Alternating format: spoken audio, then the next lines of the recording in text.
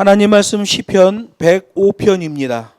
시편 105편 5절로 10절 말씀인데 5절 6절이 같이 돼 있어서 제가 5절 6절 읽고 마지막 10절은 같이 읽도록 하겠습니다.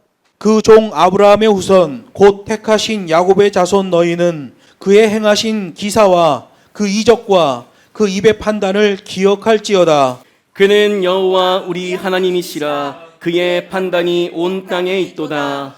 그는 그 언약 곧 천대에 명하신 말씀을 영영히 기억하셨으니 이것은 아브라함에게 하신 언약이며 이삭에게 하신 맹세며 야곱에게 세우신 율례 곧 이스라엘에게 하신 영영한 언약이라. 아멘. 본문 말씀을 가지고 하나님의 약속을 기억하고 지혜롭게 판단하라 라는 제목으로 하나님 말씀을 증거하겠습니다. 어떠한 일을 만나든지 하나님의 약속을 기억하고 지혜롭게 판단하는 것이 중요합니다. 세상에는 상식이라는 게 있죠. 중요합니다. 주위 사람들의 충고도 있습니다. 중요합니다. 그러나 우리 그리스도인들은 먼저 하나님의 지혜를 구하는 것이 체질화되어야 된다는 거예요. 머리로 뭘 골똘하게 고민하는 것보다 귀를 쫑긋하며 사람 소리에 귀를 기울이는 것보다 먼저 기도의 무릎이 선행되어야 된다는 거예요. 그렇기 때문에 우리 그리스도인들의 성공적인 삶은 날마다 자기 자신을 점검하고 분초마다 하나님께 감사할 수 있다면 그것은 성공적인 삶인 거예요. 그걸 여유가 있는 삶, 여백이 있는 삶이라고 하는 거예요. 제가 처음에 중국 가서 신학생들 시험을 볼 때 A4지에다가 적어내라고 했더니 위에 끝에서부터 양 옆에 끝, 처음에서 끝까지 밑에 끝까지 여백 없이 빡빡하게 채워내는 학생들이 있었어요. 다 빵점 처리했습니다. 그리고 법을 하나 만들었어요.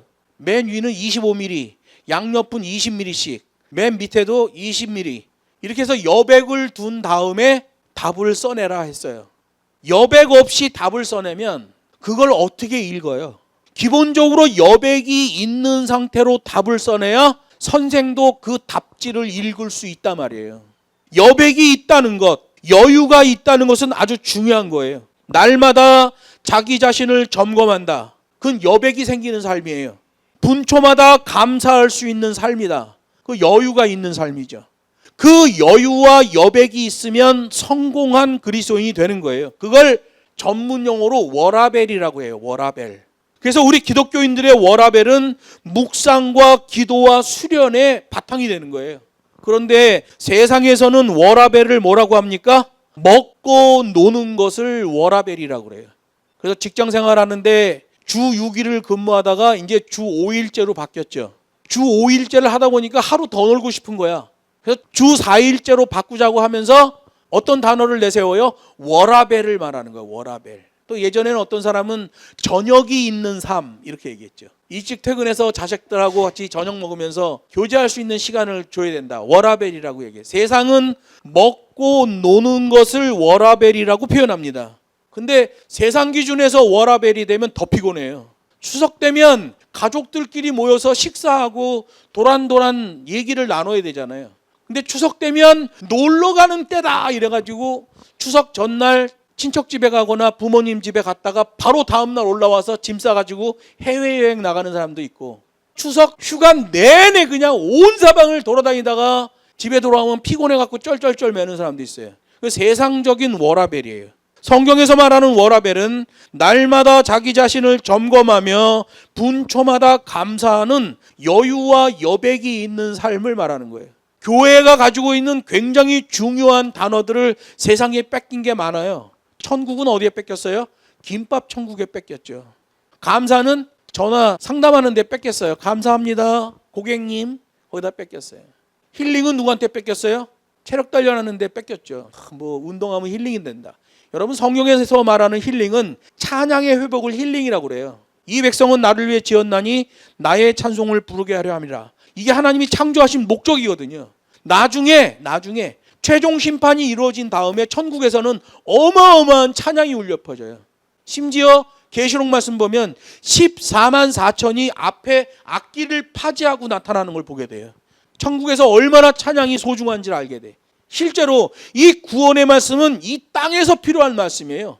천국에서는 구원의 말씀이 필요가 없어요. 그런데 뭐 남아요? 찬양은 남는 거예요. 그래서 이 세상에서 성도들에게 찬양에 대하여 잘 가르쳐야 돼요. 목사들도 신학생들도 반드시 예배 찬양을 배워야 돼요. 성경적 찬양, 신학적 찬양, 이걸 반드시 배운 다음에 목회를 시작해야 돼요. 그걸 공부하지 않고 목회를 시작하면 찬양팀이 지금 어떤 리듬으로 어떤 풍조로 노래하고 있는지, 가사가 텍추얼리즘인지 살레이셔니즘인지 구별도 못합니다. 감성주의 노래인지 계명의 노래인지 구별을 못해요. 이거 다 판단해야 되거든요. 여러분, 우리가 뺏기고 있는 게, 잃어버리고 있는 게 얼마나 많은지 몰라요. 그러다 보니까 이 시대의 그리스도인들 보면 성공적인 삶이 안 되고 목사들의 가짜 메시지에 속아서 엉뚱한데 동원되는 것을 보게 되는 거예요. 시편 105편의 배경은 다윗이 언약궤를 예루살렘으로 옮길 때 부른 노래예요. 예루살렘으로 옮기기 전에 어떤 일이 벌어집니까? 우사 사건이 벌어지죠. 충돌 사건이에요. 이방 나라에 뺏겼던 하나님의 법궤를 가져오는데 소달구지에다 싣습니다. 소달구지에다 실었더니 이게 충돌 현상이 나서 우사 법궤가 떨어지지 않도록 손을 댔는데 그냥 즉사를 해버리죠. 여러분, 법궤는 손을 대면 안 돼. 하나님의 계명에 법궤를 나르는 방법이 있어요. 레위 자손 중에서도 고핫 자손이 거기다 볼대를 끼우고 삼겹의 덮개를 덮고 반드시 제일 윗덮개는 파란색 가죽으로 덮어야 됩니다. 이 하나님의 규례가 딱 정해져 있어요. 절대 손을 대면 안 돼요. 봉을 끼워서 매야 되는 거예요. 달구지에다 달르는 게 하나님의 법궤가 아니에요. 그런데 다윗이 하나님의 법궤를 나를 때에 대제사장이 아비아달이라는 대제사장이에요. 아비아달 대제사장을 데리고 가서 하나님의 법궤를 날라오다가 우사 즉사 사건이 벌어져요. 다 충격을 받아가지고 거기서 법궤를 다른 집에다 맡겨요. 야, 이 법궤가 하나님의 말씀의 법궤인 줄 알았더니 저주의 법궤구나. 그런데 그 법궤를 맡은 오벳에돔의 집은 엄청난 복을 받아요. 왜? 법궤를 보관할 때에 하나님의 법과 식이 있거든요. 오벳에돔의 집은 그 법과 식대로 행하니까 어마어마한 복을 받아요. 법궤를 나르는 방법은 소달구지에다 얹어서 나르는 게 아니에요. 반드시 고핫 자손만 날러야 되고 봉을 끼우고 세 겹의 덮개를 덮되 해달가죽 파란색을 제일 위에 덮어서 하나님의 법궤를 표시해야 돼요. 다윗이 예루살렘으로 돌아와서 고민합니다. 도대체 하나님의 법궤를 하나님의 도성으로 옮기려고 하는데 이 엄청난 사건이 벌어지니 이게 웬일이냐. 그래서 다른 제사장한테 물어봤는데 그 제사장의 이름이 사독이에요. 사독. 아비아달은 대제사장인데 이거 엉터리야. 사독이라는 제사장한테 물어봤더니 사독은 하나님의 말씀의 법을 알고 있어요. 법궤를 나르는 방법에 대해서 정확하게 알고 있어요. 그래서 2차 이송이 시작되는데 그 법궤가 예루살렘으로 무사히 들어오고 다윗은 기뻐서 춤을 추며 하나님의 법궤를 맞이하잖아요. 그때에 불렀던 노래가 시편 105편이에요. 본문에서 강조하는 바는 하나님께서 역사하셨던 과거의 역사를 기억하고 지금 너의 판단을 바로 잡으라는 거예요. 그렇게 다윗이 하나님의 언약궤를 예루살렘으로 옮길 때에 불렀던 노래가 105편인데 나중에 이스라엘이 망하잖아요. 북이스라엘도 망하고 남유다도 망해서 이방 땅에 포로로 끌려갔다가 70년 만에 포로기에서 돌아오는데 그 돌아올 때도 역시 시편 105편을 불렀단 말이에요. 이 굉장히 중요한 찬양이에요. 하나님의 법과 식에서 완전히 벗어나서 되게 두들겨 맞은 다음에 자세를 바로 잡을 때 부르는 노래가 바로 105편이에요. 그런데 여기에 보면 하나님이 뭐라고 말씀하시냐면 아브라함과 이삭과 야곱에게 주셨던 언약을 기억하라. 애굽에서 출애굽시켰던 하나님의 탈출을 기억하라. 아무것도 없는 광야에서 40년 동안 너희를 인도하신 하나님을 기억하라. 가나안 땅, 그 약속의 땅에 들어가게 하시고 그 언약을 성취하신 하나님을 기억하라 라고 말해요. 역사적인 회고지요. 기억하라는 거예요. 그리고 그 하나님을 기억하고 현재에도 그대로 적용하라 라는 말씀이에요. 과거에 일하셨던 하나님, 과거에 역사하셨던 하나님의 그 행적을 절대로 잊지 말고 그때의 그 상황을 너에게 접목하여 지금 자세 잡으라, 이런 말씀이에요. 그가 천국 백성이라는 거죠. 하나님의 계명이 시퍼렇게 살아있는데 지 맘대로 판단하고 자기 생각에 이만하면 됐지라고 생각하면 그건 하나님의 백성이 되지 않는다는 거예요. 믿는 자들에게 주신 구원의 서정도 똑같아요. 구원의 백성이 살아가는 그 과정, 구원의 서정도 똑같아요. 그래서 하나님의 구원의 서정을 보면 필요 충분 조건으로 돼 있어요. 필요 충분 조건이라는 게 뭐예요? A는 B고 B는 A다잖아요. 앞에서 뒤로 가나 뒤에서 앞으로 오나 동일해야 돼요. 이게 필요 충분 조건이에요. 하나님이 언약을 주셨다. 그 언약이 우리에게 닿았다. 우리에게 닿은 언약을 실천해야 된다. 그러면 하나님의 언약이 성취된다. 이거예요. 필요 충분 조건이란 말이에요. 앞에서 뒤로 해석하나 뒤에서 앞으로 해석하나 똑같아야 돼요. 하나님의 구원은 그렇게 돼 있습니다. 구약의 계명이 그렇게 돼 있죠. 하나님이 계명을 주셨다. 그 계명에 순종하는 자는 복을 받을 것이다. 앞으로 뒤로 똑같아요. 복을 받는 자는 누구냐? 하나님의 계명을 순종하는 자다. 하나님의 계명은 어디서 왔냐? 앞에서 왔다. 순종은 어디서 됐냐? 뒤에서 됐다. 그래서 앞에서 응답했다. 필요 충분 조건으로 돼 있어요. 양키들은 필요 충분 조건의 구원이 아니에요. 그냥 하나님이 구원의 말씀을 주었다는 거야. 그래서 우리가 믿으면 구원이라는 거예요. 성경 보세요. 순종하는 자는 복을 받을 것이 이렇게 돼 있단 말이에요. 필요 충분 조건으로 돼 있단 말이에요. 앞에서 뒤쪽으로 해석하나 뒤에서 앞으로 해석하나 똑같아요. 이 법과 식구로 돼 있는 하나님의 말씀, 이게 우리 삶에서는 뭐로 구현될까요? 예배로 구현됩니다. 하나님이 죄된 인생들을 불쌍히 여기셔서 위에서 밑으로 배설하시는 예배, 거기에 능동적으로 동참하는 자, 그 예배가 일주일 단위로 반복이 돼요. 구약시대랑 똑같죠. 예배는 위에서 밑으로 내려지는데 밑에서 위로는 계명에 의한 동참이 나와지는 거예요. 필요 충분 조건이죠. 여러분, 그래서 예배가 회복된 자는 영성이 회복되어 있는 거예요. 하나님 말씀하셔요. 너희는 나를 예배하라.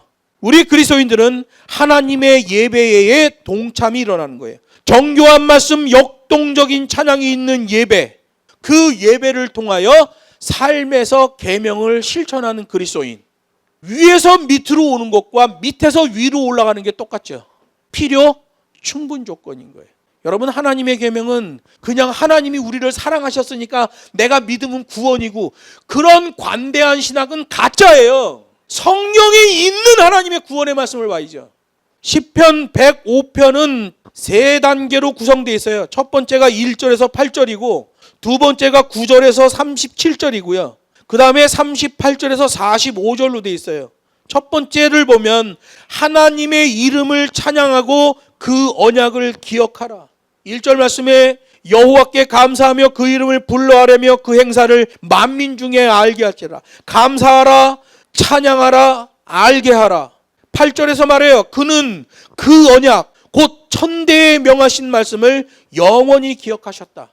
하나님이 언약을 내시고 하나님이 그 언약을 철저하게 기억하고 계시다는 거예요. 그래서 내 생각대로 이만하면 됐지라고 말하면 그 사람은 천국 백성이 될 수가 없다. 자기 기준으로는 천국 백성이 될 수가 없어요. 자기가 믿는 것, 그걸로는 천국 백성이 될 수가 없어요. 하나님은 그 언약을 철저하게 기억하시는 하나님이다. 하나님의 언약대로 믿어야 됩니다. 그래야 필요 충분 조건의 믿음이 되는 거예요. 두 번째 9절에서 37절 내용을 보면 이스라엘 역사 속에서 보여진 하나님의 구원 역사를 기억하라고 그래요. 친히 하나님께서 아브라함과 이삭과 야곱에게 언약을 세우셨고 출애굽을 시키셨고 그때 10가지 재앙 사건도 일으키셨다잖아요. 하나님은 자신이 세운 언약대로 일을 이루어 가시는 신실하신 하나님이라는 거예요.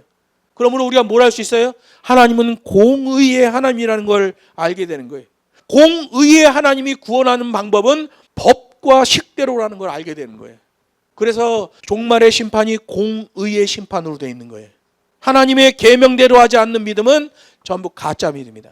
진리 왜곡 현상이 일어나는 그런 신학이에요. 잘못된 거예요. 38절로 45절에 보면 하나님의 약속을 기억하고 그 율례를 준수하라 라고 말씀하셔요. 45절에 보면 이는 저희로 그 율례를 지키며 그 법을 쫓게 하려 하심이라. 할렐루야 그러잖아요. 법과 식대로 살라고 하나님이 명령하시는 거예요. 광야에서 인도해 주시고 기적적으로 만나와 물을 공급하시고 끝내 약속의 땅에 들어가게 하신 것, 그걸 벅차게 노래하고 있잖아요. 그 언약의 하나님, 그분의 백성이라면 반드시 율례와 법도를 지켜야 된다고 말씀하는 거예요. 이게 신구약 성경 계명의 핵심이에요. 하나님이 계시하신 계명대로 믿어야 한다. 그렇지 않으면 하나님의 계시하신 계명대로 심판을 받을 것이다. 믿음으로 구원, 행위로 심판을 말씀하시는 거예요. 예수님도 말씀하셨어요. 하나님을 사랑하라, 이웃을 사랑하라. 이것은 모든 성경, 모든 선지자들의 총화다, 총화. 모든 성경, 모든 선지자들에게 계시했던 하나님의 말씀에 함축어라는 거예요. 왜요? 신구약 성경에 나타난 계명대로 순종하라죠. 그 법과 식대로 지켜라 말씀하시는 거예요. 여러분, 우리 각 사람이 각자 힘들었던 시간들이 있지요. 시간이 흐른 다음에 보면 결국 내 마음과 내 자세 때문에 발생한 문제라는 걸 알게 되는 거예요. 힘들고 어려운 일들, 결국 시간 지난 다음에 보면 내 생각과 내 마음, 내 행동 때문에 생긴 일이라는 걸 알게 되는 거예요. 그러나 여러분 꼭 기억하세요. 나를 예배자로 세워주신 하나님, 나를 건강하게 하시는 하나님, 마지막 때에 있을 공의로운 심판까지도 나로 하여금 알게 하시고 자세를 잡게 하시는 하나님, 그 하나님 앞에 감사하라는 거예요. 과거를 기억하고 그 언약을 내신 하나님을 지금 내 삶에 적용하라. 그거를 전승자 신앙이라고 그래요.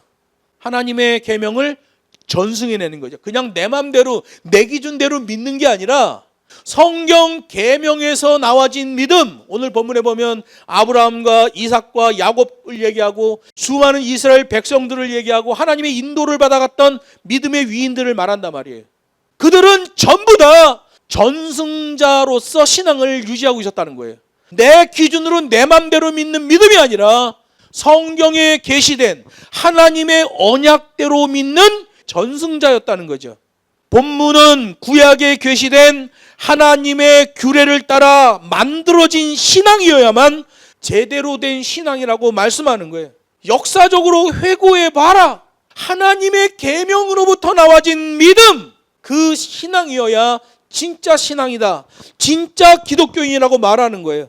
그 신앙을 전승하는 전승자이어야만 하나님의 백성이고 그리스도인이 된다는 거예요. 그런데 어떤 사람은 그 흐름이 단절된 자들이 있어요. 기독교인이 아니에요. 그걸 단절시키는 자 있어요. 가짜 복음, 가짜 양키 신학을 가르치며 그냥 믿으면 구원, 한 번 구원, 영원한 구원 이따위 말하는 사람들이 있어요. 그는 이 전승신앙을 단절시키는 자들이에요. 하나님의 복음은 공의의 계명이에요. 법과 율례를 반드시 지킬지어다 라고 말하는 거예요. 예수님은 구약을 완성하러 오셨어요. 구약이 그렇게 말해요. 하나님의 율례와 법도를 반드시 지키고 그 신앙을 전승하여야 할 것이다. 그래서 과거에 일어났던 일을 이 105절에 보면 엄청나게 많이 기록해 놓고 있어요. 하나님의 역사하심, 하나님의 일하심을 기억하고 감사하고 찬양하고 다른 사람으로 하여금 알게 하라. 이게 여러분 우리의 대사명이 아니에요? 과거 하나님께서 이스라엘을 하나님의 백성 삼으실 때 그때의 일들도 기억하라.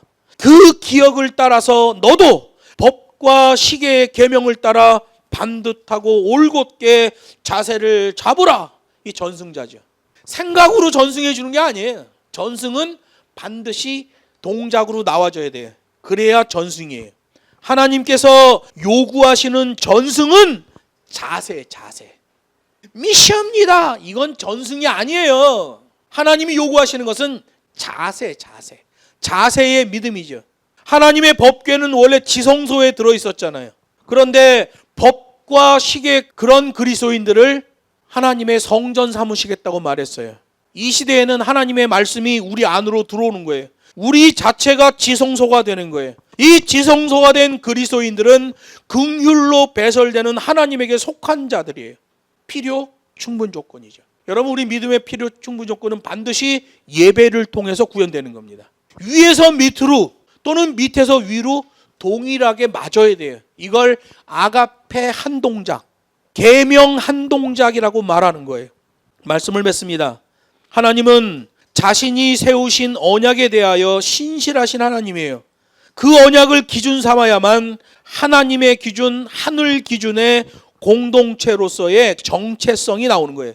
이 시대 교회들은 반드시 이 말씀을 따라가야 돼요. 이 말씀을 따라가지 아니하고 이벤트하고 프로그램 잡아돌리고 목사가 적당히 교회를 운영한다.